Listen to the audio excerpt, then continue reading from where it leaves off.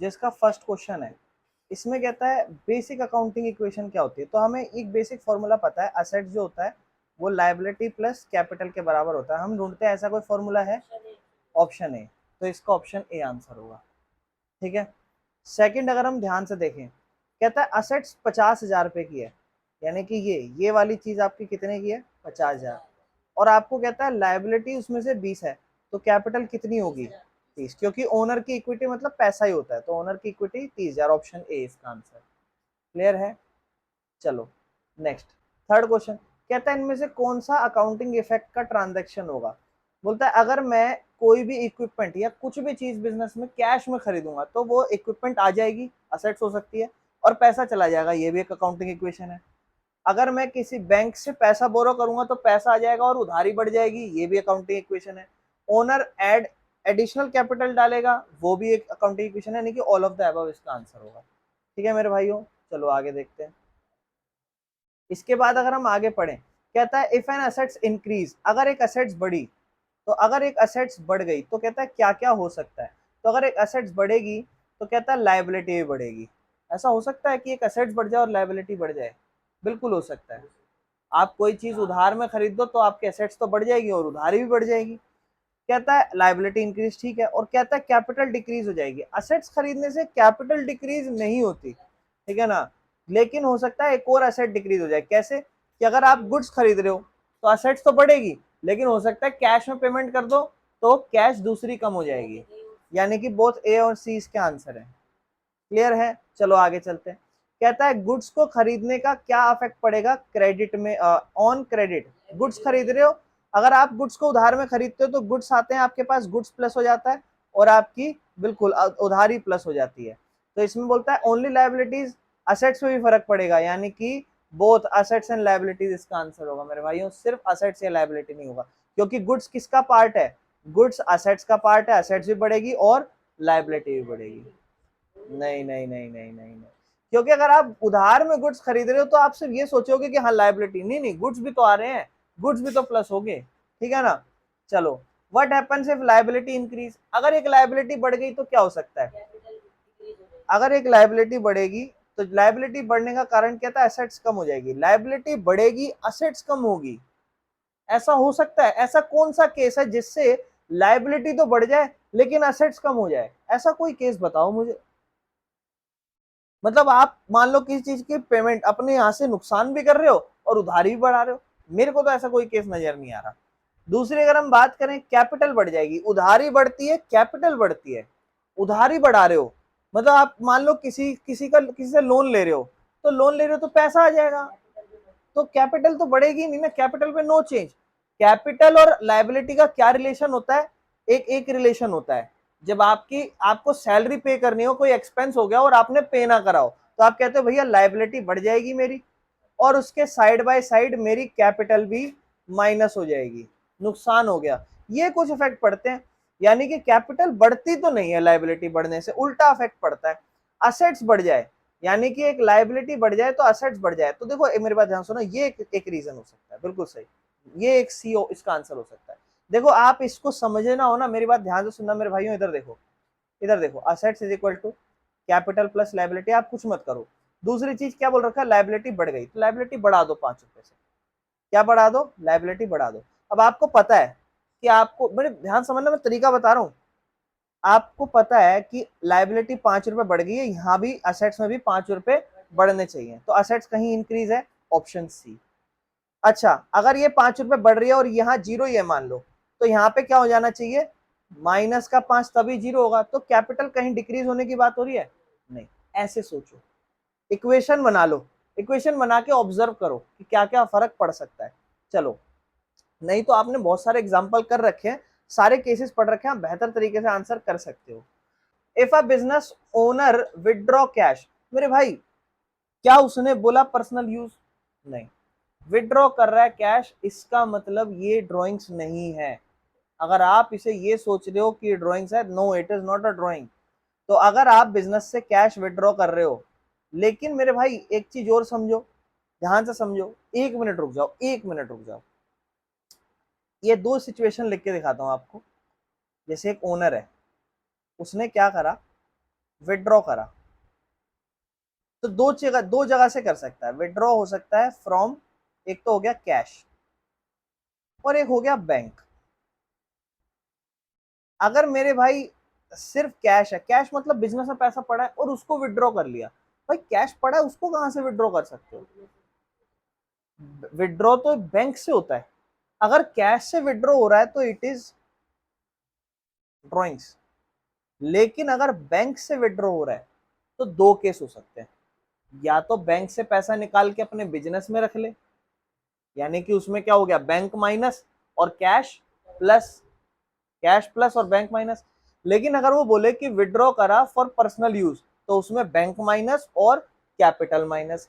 लेकिन यहां तो वर्ड क्या यूज करा हुआ है, कैश, तो ये ड्राइंग ही है, ये ड्राइंग ही है। तो अगर पढ़ लेते हैं एक बार कि अब इसे हम ड्राइंग, अब समझ रहे हो मैं कैश और बैंक में आपको डिफरेंस क्यों समझा रहा हूं मेरे भाई, आगे जाके क्वेश्चन आ सकता है, ठीक है ना। कहता है बिजनेस ओनर ने विड्रॉ करा कैश को, तो जब कैश निकालेगा बिजनेस से तो असेट्स कम हो जाएगी और कैपिटल भी कम हो जाएगी। बहुत बेहतरीन, पहला ही इसका आंसर होगा। चलो, विच of the following transaction affect only assets, ऐसी कोई ट्रांजेक्शन बताओ जिससे सिर्फ असेट्स में फर्क पड़ेगा।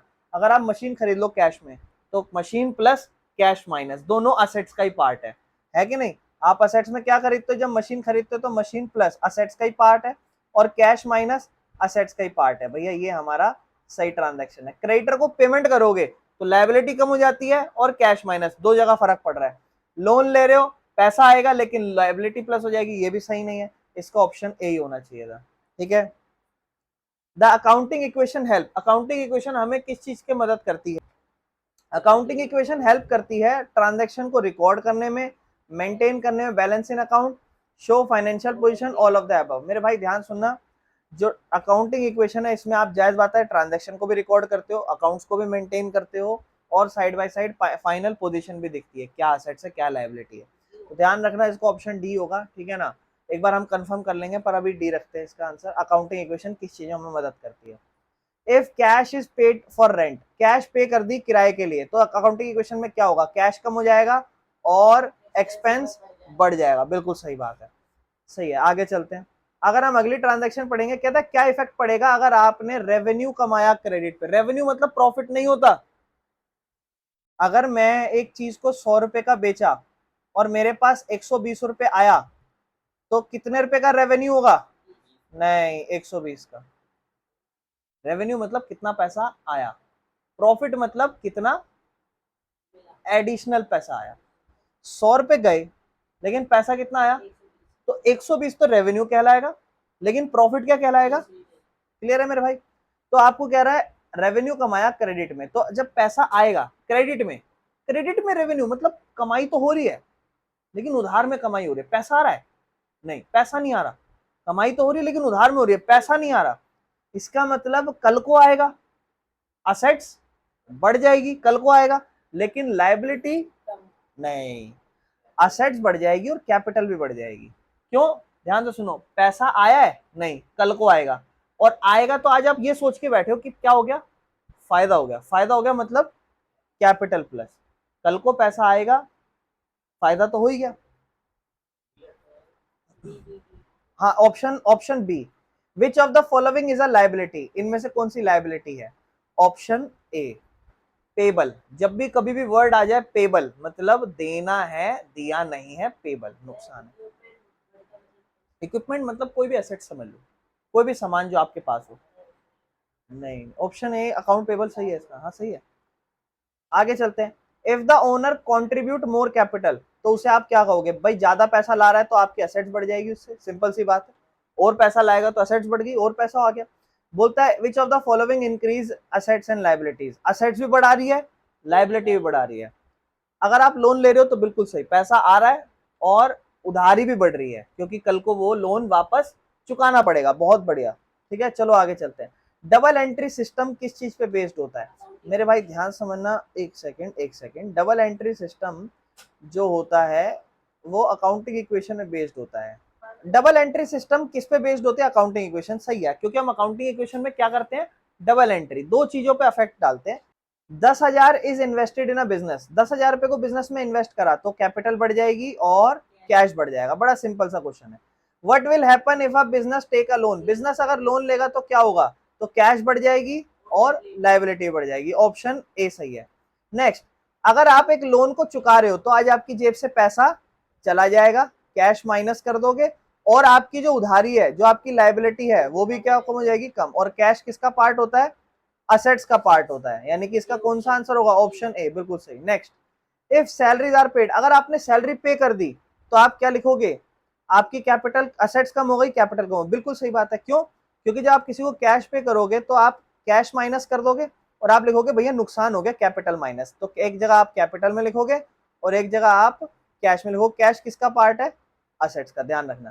कहता है इनमें से कौन सी असेट्स है, मेरे भाई ऑप्शन बी इसकी असेट्स है। क्यों, ध्यान से सुनना मेरी बात, अकाउंट रिसीवेबल, देखो मेरी बात ध्यान सुनना, कभी भी लिखा हुआ है पेबल, कभी भी क्या लिखा हुआ है, पेबल, मतलब वो उधारी है, देनी है। कभी भी लिखा हुआ है उसका उल्टा रिसीव, रिसीव मतलब आ गया, और रिसीवेबल मतलब आया नहीं है, आएगा, तो ये असेट्स होती है जो भविष्य में फ्यू फायदा दे।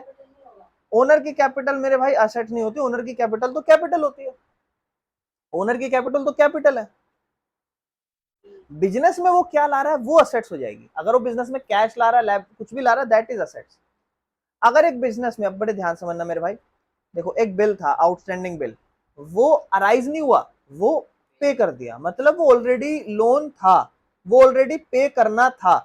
अच्छा मेरी बात ध्यान सुनो, जब आउटस्टैंडिंग केस की कहानी होती है क्या करते हो बताओगे, आप कहोगे भैया बिल्कुल सही, आप कहोगे भैया लाइबिलिटी बढ़ा देते हैं, नहीं, और आप करते हो भैया कैपिटल माइनस। आप कहते हो भैया नुकसान है 100 रुपए का, मान लो कल को देना है, और नुकसान तो हो ही गया है ना, कल को देना है चाहे आज देना है, पर नुकसान तो हो ही गया, 100 माइनस, ये करते हो। लेकिन मेरे भाई अगर अब इसी लोन को मैं चुका दूं, ध्यान से सुनो, अगर मैं इसी लोन को अगर चुका दूं तो आप कहोगे भैया ये जो मेरी उधारी बढ़ी हुई थी ना, आज ये उधारी कम हो गई। और ये उधारी कैसे कम हुई होगी मेरे भाई, बोले भैया कैश से पेमेंट करके कम हो गई होगी, यानी कि कैश माइनस और जो उधारी कम है वो कम। तो आपने बिल था पे कर दिया आज, तो आप बोलोगे भैया असेट्स और लायबिलिटी दोनों कम हो गई मेरी। नेक्स्ट, कहता है how does purchasing inventory on credit affect the accounting equation, अगर आपने इन्वेंट्री मतलब माल, गुड्स, स्टॉक, इन्वेंट्री मतलब माल, जब आप माल को उधार में खरीदते हो तो आपका माल आ जाता है असेट्स प्लस, और उधारी बढ़ जाती है लायबिलिटी प्लस, बिल्कुल सही, increase in assets and liability. कहता है 75,000 रुपए के गुड्स थे, सॉरी 5,000 रुपए के गुड्स थे, उसको हमने उधार में बेच दिया तो क्या होगा।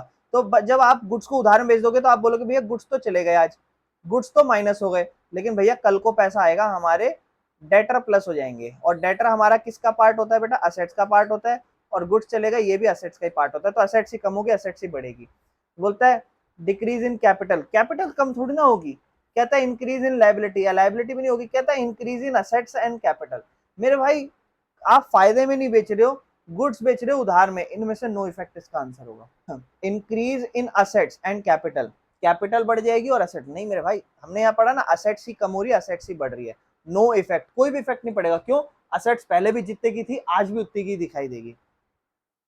कहता है जब आप किसी को एडवांस में रेंट पे कर देते हो तो उसे क्या कहते हो, प्रीपेड एक्सपेंस, बहुत बढ़िया, जब हम कोई भी चीज एडवांस पे कर देते हैं उसे कहते हैं। Fundamental principle of accounting equation क्या इंश्योर करता है, कि ट्रांजैक्शन प्रॉपर्ली रिकॉर्ड रहे, बैलेंस मेंटेन रहे, ऑल ऑफ द अबव इसका आंसर होगा, सारी चीजें मेंटेन रहे।